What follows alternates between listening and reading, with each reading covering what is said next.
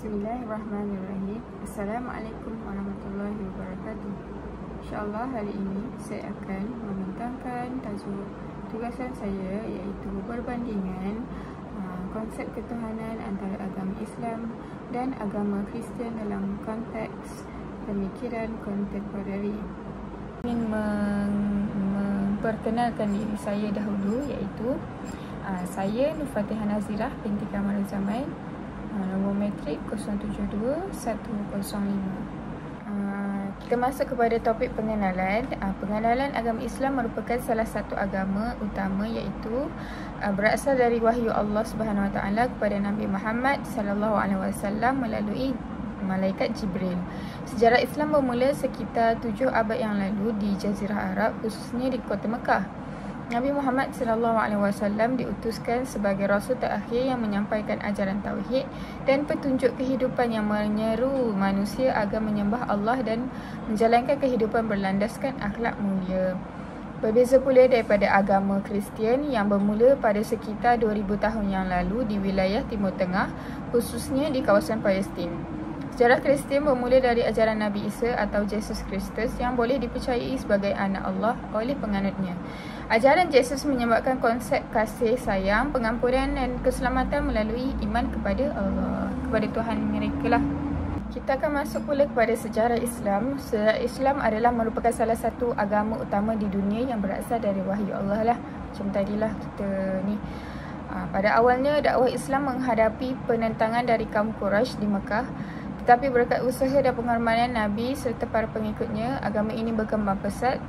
Setelah hijrah ke Madinah, Islam mulai mendapat pengakuan dan membentuk masyarakat berlandaskan keadilan dan persaudaraan. Setelah wafatnya Nabi Muhammad SAW tu, ajaran Islam ni diteruskan oleh para khalifah dan ulama yang menyebarkan agama ini ke seluruh dunia.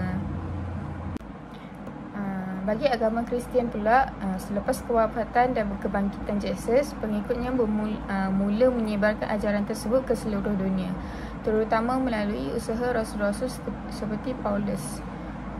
Dia bukan rasul lah, dia macam Roh Kudus, Tuhan, anak Tuhan, Bapa, macam itulah. Pada abad keempat, agama Kristian diiktiraf secara rasmi oleh kerajaan Rom dan menjadi agama rasmi Empayar Rom. Seiring waktu, agama ini berkembang ke seluruh Eropah dan dunia lain melalui penaklukan, perdagangan dan penjajahan. Intipati daripada ajaran Islam ni adalah agama Islam adalah agama yang mengajarkan keimanan kepada Allah Subhanahu Wa Taala sebagai Tuhan yang Maha Esa dan Nabi Muhammad sallallahu alaihi wasallam sebagai Rasul terakhir. Intipati utama dalam Islam adalah percaya kepada rukun iman dan menjalankan rukun Islam seperti solat, puasa, zakat dan haji. Islam menekankan konsep keadilan, kasih sayang dan kehidupan berlandaskan syariat Allah. Ajaran ini mengajak umatnya hidup dengan penuh keikhlasan, bertanggungjawab dan menjaga hubungan baik dengan sesama manusia serta alam sekitar. Secara ringkasnya, Islam mengajarkan manusia untuk mencapai kebahagiaan dunia dan akhirat melalui keimanan, amal soleh dan akhlak mulia. Okey, baik. Kita tengok dari sudut agama Kristian pula. Intipati ataupun prinsip utama dalam agama Kristian adalah kepercayaan kepada Allah sebagai Tuhan yang Esa dan kepercayaan kepada Yesus Kristus sebagai anak Allah dan penyelamat manusia lah. Kristian mengajarkan bahawa kasih sayang, pengampunan dan kebaikan adalah nilai utama yang harus diamalkan dalam kehidupan.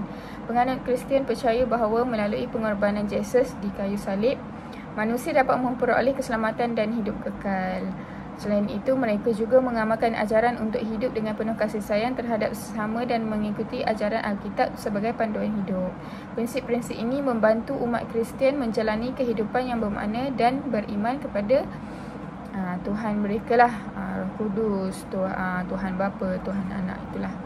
Kesimpulan daripada agama Islam itu sendiri adalah agama Islam ni adalah agama yang komprehensif lah, yang menawarkan panduan untuk setiap aspek kehidupan. Ia adalah agama yang menggalakkan kedamaian, keadilan dan pembangunan diri serta mengukuhkan hubungan antara manusia dan Tuhan.